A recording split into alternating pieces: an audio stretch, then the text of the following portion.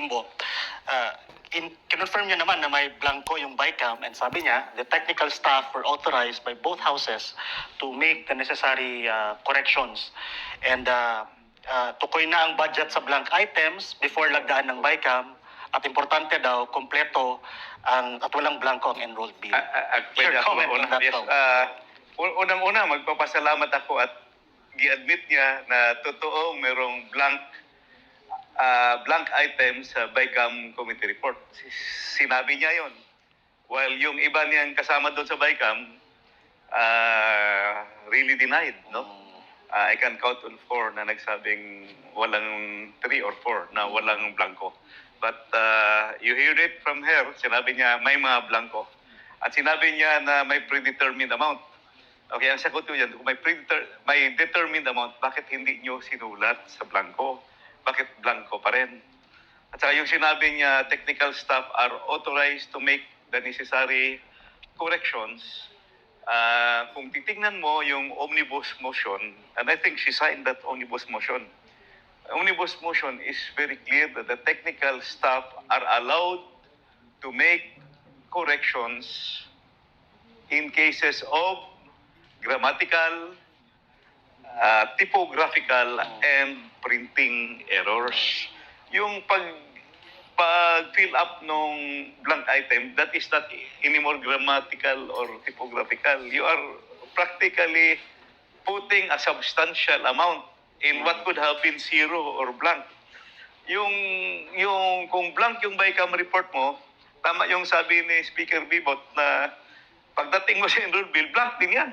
Kasi you have to faithfully comply or copy with what is written there sa ratified version ng House. So, maganda ngayon at sinabi nila at sinang-ayunan yung sinabi na may blanco nga sa BICAM. Pero mali yung sinabi na ministerial corrections. That can never be because the technical staff are only authorized to make typographical, grammatical, and printing errors. Correct. Thank you, Congressman Sid. Congressman Alvarez, your comments on that statement. Well, may nagsabi kanina na politika lang yan, di ba? Talaga namang part ng political process ito eh. Political exercise ito. Na merong budgeting, merong anomalya sa proseso. Natural, questionin natin yan. Ngayon, sinasabi nila na karapatan natin yan, tama yun. Kahit daw magpunta, kahit anong korte. Wala naman tayo ibang pupuntahan, Supreme Court, di ba? Yun lang ang pupuntahan natin. Hindi naman tayo pwedeng pumunta ng Victoria Court. Supreme Court ang pupuntahan natin, Korte Suprema. Hindi pwedeng kahit anong korte pwedeng puntahan. Hindi pwede. Mali yun. Congressman Alvarez, as a lawyer, yung sinabi na, pwede ba talaga, klaro naman nasa omnibus guideline, no? Pero yung sinabi niya na the technical staff were authorized naman daw to make the corrections. Tama naman yan. Tama yung sinasabi ni Congressman Ungab kanina na pwede naman talagang authorize yung technical working group para gumawa ng corrections. Pero hindi yung palitan mo yung amount o dagdagan mo yung amount. Hindi ganon. Grammatical errors, typographical errors, pwede yun. Yung mga minor things na hindi naman apektado yung mismong yung talagang laman ng budget. Correct. Especially the figures, the amounts. Correct. Thank you, Congressman Sid and Congressman Bebot. Sir Ronald, I'd just like to get your thoughts also after hearing their comments on that matter. As a Filipino and an advocate for transparency, what's your thoughts on that, sir? Yes, ako po, sinusundan ko lang ang sinasabi ng ating speaker at chairman ng APRO dati. Pero siyempre, tama yung sinasabi nila na how can technical staff edit, di ba? Zero yun eh, blanco eh. How can they put an amount there from millions to billions, di ba? And nakalagay, typographical, grammatical, and printing errors. Very minor yung abilities ng technical staff para mag-edit. Pero pag na-approve nung sa BICAM report, ang napirmahan nila, zero, blanco, dapat yun na nag-reflect doon sa kung saan ipinasa yon. Bakit pagpasa, meron ng amount, di ba? Ang sinasabi ng Malacanang, sinabi ng Presidente, doon daw sa pinirmahan niya, walang blanco. Hindi naman yun ang niraise ng dating Pangulong Duterte. Ang niraise niya yung sa BICAM. Di ba? Blanco yun, pinirmahan ng mga BICAM members na blanco yun. How come nagkaroon ng amount doon? Sinasabi nila, the technical staff can edit. Can the technical staff determine on their own kung ilang bilyon o ilang daang bilyon o ang ilalagay na amount doon? Siyempre hindi. They are not even signatories dun sa report na yon. So yung sinasabi dyan, medyo may flaws talaga doon. At very valid yung concern ng ating dating speaker at dating chairman ng APRO. Thank you, sir. Congressman Alvarez and Congressman Ungab, do you think some people, with these pronouncements and statements na halo-halo na, do you think some people are trying to discredit the importance of the BICAM report?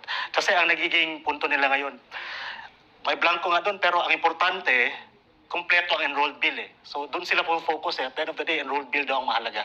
Do you think ganun ang nangyayari? To condition us na hindi naman mahalaga yung BICAM? Congressman Bebot. Well, yung BICAM kasi, kaya mahalaga yan.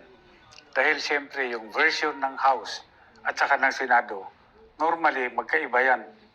Ngayon kaya nagkaroon ng BICAM para i-reconcile yung mga differences sa both houses. Ngayon, kung ano yung mapag-agrihan sa BICAM, yun dapat yung mag-reflect sa enrolled bill. Ngayon, kung blanco yung BICAM, blanco din yung inaprubahan ng plenary, zero dapat yan. Kahit nga, lagyan mo ng 1 yan, violation pa rin yan. And Congressman Sid.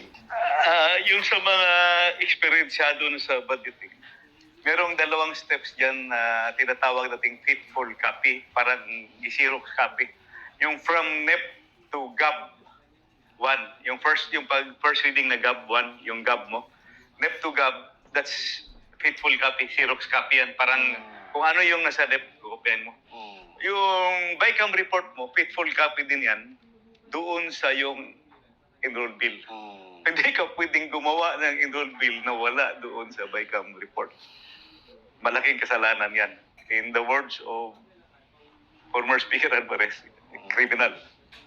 Crime. Right. Do you think, Kong, at the end of the day, if truth prevails, may mga makukulong talaga dito, sir?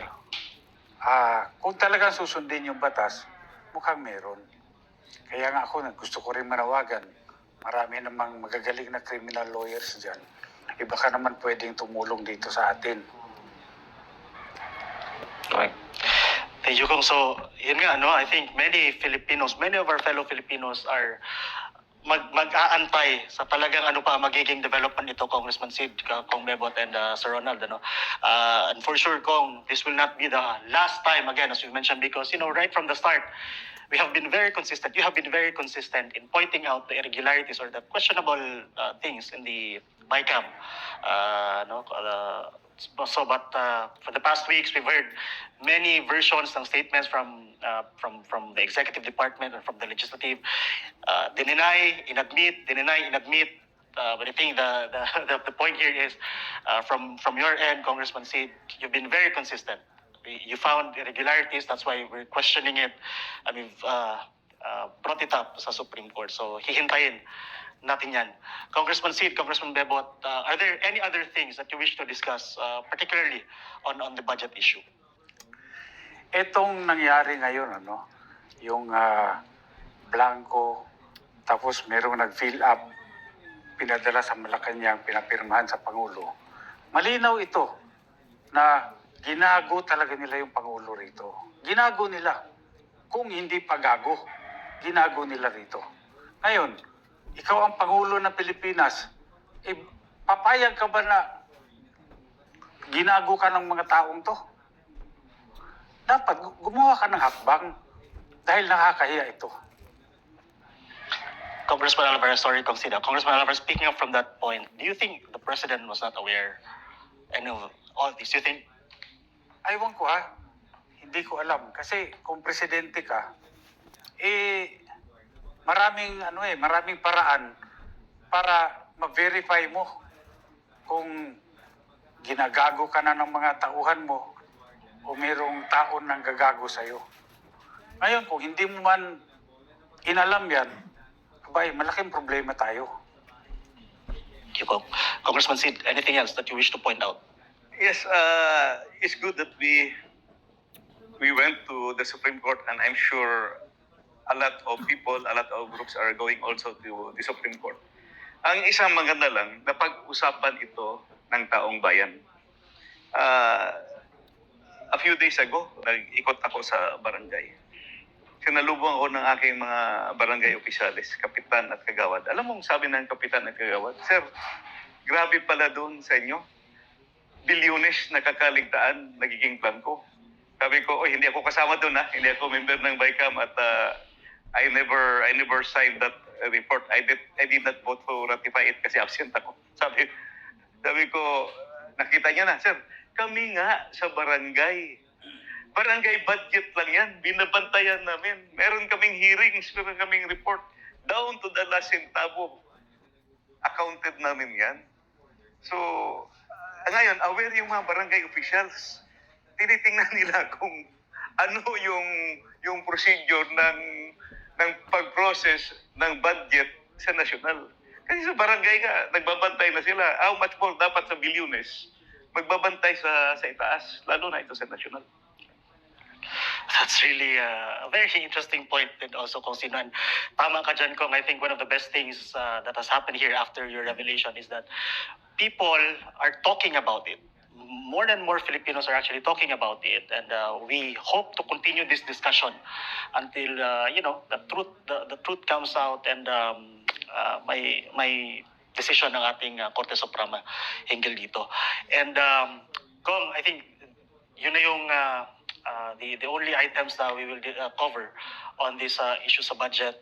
Before we end, Congressman Sid and Congressman Bebot and Sir Ronald, I think we'll get also your message perhaps to your fellow, kasi Congressman Sid, nagsimula sa'yo to, and then and Congressman Attorney Vic Rodriguez, and then here comes former House Speaker Congressman Bebot Alvarez also speaking up now. Ano po ang mensahe nyo sa mga kapwa nyo legislators, public servants na nakikinig sa atin ngayon? Congressman Sid. Again, I want to go back to the importance of education. In the words of the former Prime Minister of Singapore, Lee Kuan Yew, he said that education and good governance are the key to development. Sometime, I think in 1992, I hope my memory is correct. Nasa Bangkok ako noon eh. Nagsabi si Lee Kuan Yew, sa ASEAN, 11 ASEAN countries, hinahabol na ang Pilipinas. When once upon a time, you are number 2 next to Japan. Sabi niya noong 1992,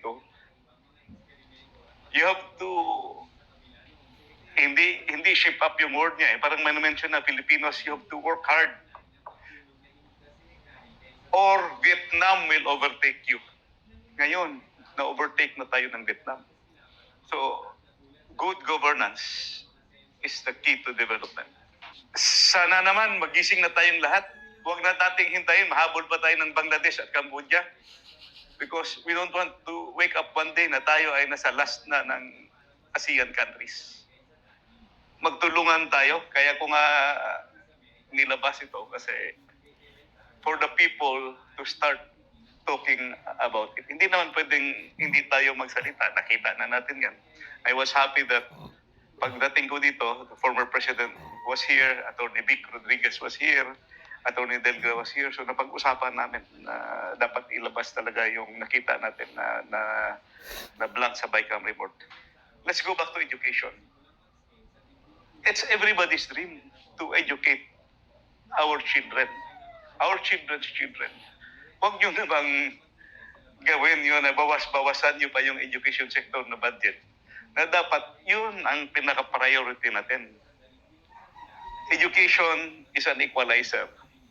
It bridges the gap between the rich and the poor. I hope maintindihan natin yon. If you want development, if we want the future generation to succeed, kalimutan nyo muna yung short-term ayuda, short-term na assistance na subikat yung kanya-kanyang pangalan. What we need is a long-term educational program. Banatan, bigyan ng maraming pondo yung education because an increase in the education budget will immediately impact on the output of the children. More graduates, more intelligence, at on the overall performance, we become globally competitive. Yun lang po. At, I hope magigising tayong lahat.